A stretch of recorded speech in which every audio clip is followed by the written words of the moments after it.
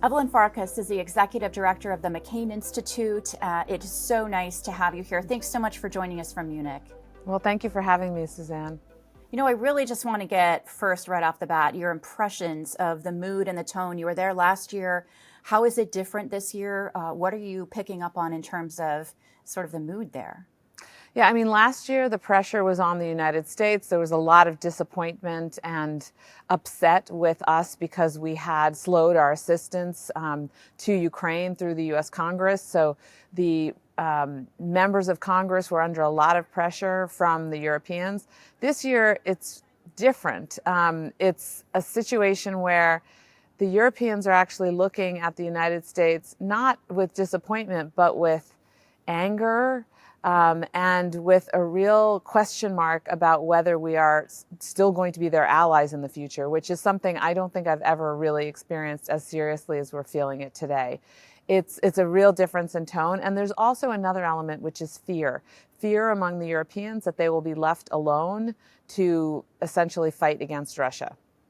And I'm guessing that a lot of this anger and fear is coming from some of the comments that were made by Vice President J.D. Vance there, maybe following on some of the comments that were made by the Defense Secretary Pete Hegseth earlier in the week.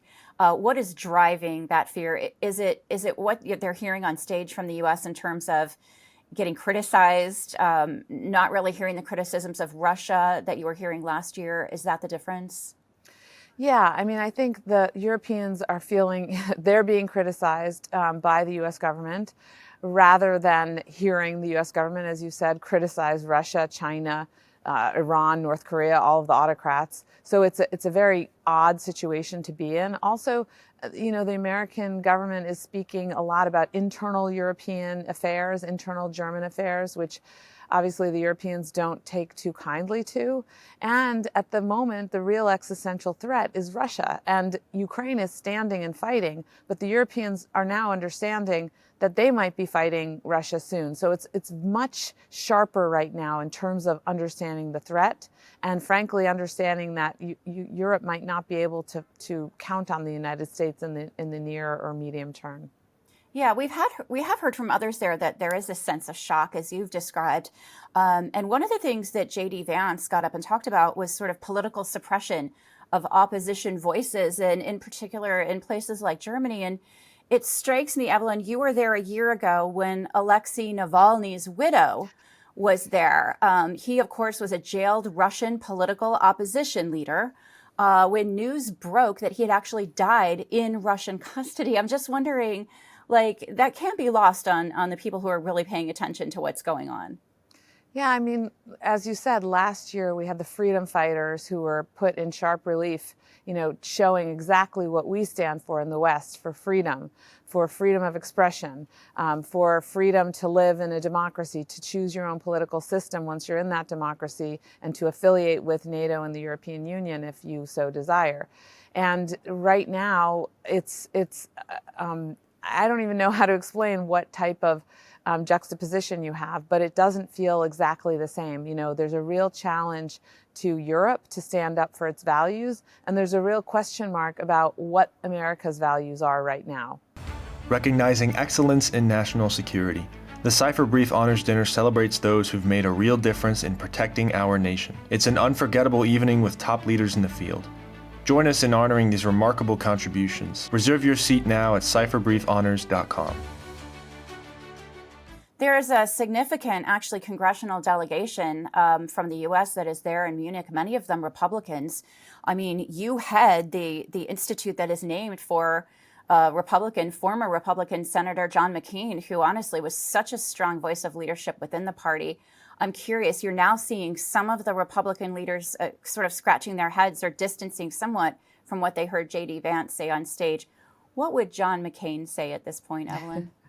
Well, John McCain would be actually saying many things that are similar to what President Zelensky said on the stage. You know, he would be saying, we need to stand with Ukraine because Ukraine is standing up for us. If we don't stand with Ukraine, then Europe will fall. And, you know, like it or not, our future, our economic, our political, our military futures with Europe. And if we don't stand up to Russia, China will take this opportunity as well and will, you know, exercise influence in the Asia Pacific, where we have a lot of interests as well. So John McCain would be very clear on this. I traveled here with the Republicans. I think that they have their perspective is the same as John McCain's. Of course, they're not articulating it clearly right now because they are not in the leadership position in their party. And frankly, John McCain didn't care who was sitting in the White House. He would voice his opinion. But they are, as you said, increasingly explaining that no, America does not want to decouple from Europe and that our values are shared. It's just, of course, that we're hearing some other voices that sound contradictory right now, unfortunately. Well, we spoke earlier with Bill Browder, who was also there in Munich, and he said that it sounded like the vice president's speech could have been written in the Kremlin. We are hearing like very similar talking points in terms of sort of how the U.S. is thinking about striking a deal with Russia to end the war in Ukraine. I wonder, are you hearing those same things with those other Republican senators and members of Congress that you're traveling with, or are they just trying to be more cautious, publicly, but they're angry privately? Like, what's a good ground truth on sort of the difference in tone? No, I would say I'm not hearing the same things being said by the Republican senators are saying the same things they have said time and time again every time they traveled with John McCain. So they are not, they are, of course, saying, yes, Europe needs to step up, but that's not different from John McCain, and the other times that members of Congress have come and spoken to Europeans. We Americans have been telling the Europeans for decades now that they should do more. That's not different. I don't think that the Republican message among the congressional delegation is aligned in the same way with some of the MAGA folks who are much more isolationist. Mm-hmm. And Europe does seem to be at least hearing the message. We've spoken with a few people here as well who have said that they're realizing it's a bit of a wake-up call, but they're realizing that they do need to get closer together, coordinate better, organize better, collaborate better in terms of their own defense. I'm wondering, what is sort of the buzz there on the ground about how this new administration with the Trump administration may impact NATO, and how big of a concern is that? Well, so first of all, there's a concern among the Europeans that somehow America might make decisions with Russia, with other great powers above their heads. So again, going back to the 19th century, that's a real concern. There is also, of course, a fear that somehow Europe will be negatively impacted because America will either officially withdraw from NATO or just sort of unofficially withdraw from NATO, remove our troops from Europe, and otherwise kind of try to give Europe the upper hand and therefore kind of take a back seat. So there is, again, this fear that somehow America will abandon Europe, or even worse, that America might decide the fate of Europe over the heads of the Europeans. Yeah. What is going to be your biggest takeaway, do you think, from this year's Munich conference? I think really President Zelensky's words, that asking the Europeans, are they ready to stand up to Russia? And I guess we will find out the answer to that question over the next couple of months. Evelyn Farkas is the executive director of the McCain Institute. I really want to thank you so much. I know it's cold there in Munich.